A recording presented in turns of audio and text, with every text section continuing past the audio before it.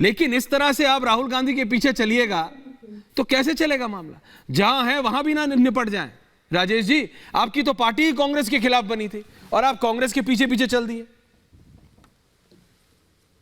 ऐश्वर्या जी, अगर आपसे 10 साल पहले मैं डिबेट कर रहा होता आपसे, तो शायद आप ऐसे मजाक उड़ाते कि दिल्ली के अंदर आप कहां शीला दीक्षित को हराओगे, तो भाजपा को सरकार की सत्ता में आने ही नहीं देगी। अगर पंजाब में भी 5 साल बाद पहले हमारी जो 20 सीटें आई थी, तब भी आप यही कहते हैं कि यार 20 सीटें आई हैं और जीतने की सरकार बनाने के लिए तो बहुत सारी सीटें चाहिए, तो पंजाब में कहां सरकार बना पाओगे?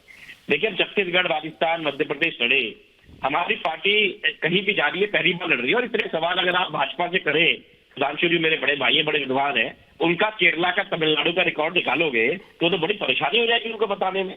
और अगर आप 10 साल पहले के जाएंगे तो आंध्रा में जाएंगे या कहीं हो जाएंगे तो वहां भी बड़ी परेशानी होगी, नॉर्थ ईस्ट में भी बड़ी परेशानी हो जाएगी। तो ये पंजाब में आज की क्या हालत है, आपको बड़ी परेशानी हो जाएगी कि पंजाब में इनकी कितनी सीटें आई थी अभी जो चुनाव हुए थे। बिल्कुल। तो हर पार्टी को थोड़ा समय चाहिए होता है, पहली बार चुनाव लड़े हैं और पहली बार में दिल्ली में भी सरकार जो हमने बनाई थी मिलकर बनाई थी, पंजाब में भी नहीं बना पाए थे। तो ये पहले चुनाव है, अगली बार देख लेंगे।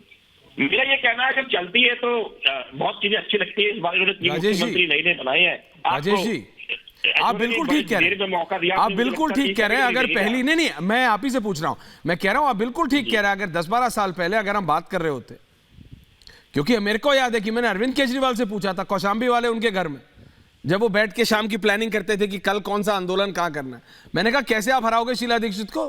बिल्कुल पूछा था। लेकिन पता है उसमें क्या फर्क था?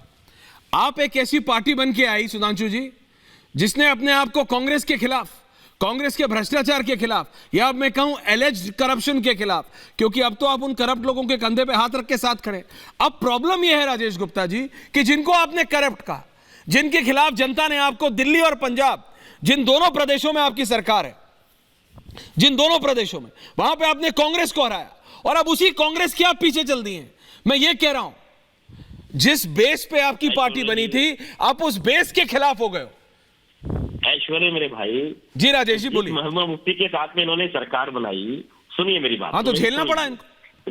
जिस चौटाला साहब के खिलाफ इन्होंने चुनाव लड़ा, उसको हरियाणा में देखिएगा ना क्या होगा, झेलना पड़ेगा। जिस अजीत पवार को इन्होंने कहा कि 70,000 करोड़ का घोटाला है, जिस असम के मुख्यमंत्री के लिए इन्होंने कहा कि हमारे पास में इनकी सीडी ले लेके घुमा करते थे और कहते थे इससे करप्ट आदमी कोई नहीं है, उनको इन्होंने अपने साथ ले लिया। उनसे सवाल क्यों नहीं पूछे जा रहे? हमने तो एक ऐसी सरकार के खिलाफ एक होने की बात करी है, जो आप इंडिया अलायंस की बात कर रहे हैं, जो डिक्टेटरशिप के सहारे चल रही है, जो महंगाई के मुद्दे को, रोजगार के मुद्दे में बात ही नहीं करना चाहती, लोगों को ऐसे मुद्दे में घेरे जा रही है कि बस पोलराइज कर दो किसी भी तरीके से इलेक्शन। अच्छा, तो ये जो हम कर रहे हैं, हमने तो फिर भी चेंज करके दिखाया, तभी तो दिल्ली में 3 बार जीते हैं, तभी तो दिल्ली के मॉडल से पंजाब में जीते। और हम गुजरात में पहली बार लड़े, 40 सीटों पे दूसरे नंबर पे आए, 5 सीटों को हमने जीत लिया।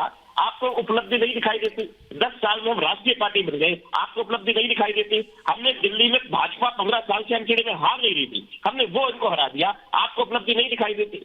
बिल्कुल दिखाई देती है राजेश जी, लेकिन ये नहीं समझ आता कि जिस कांग्रेस के खिलाफ बने थे उसी कांग्रेस के साथ गलबैयां कर रहे हैं। किस डेस्परेशन में, किस डेस्परेशन में? लेकिन आपका सवाल सुधांशु जी से, सुधांशु जी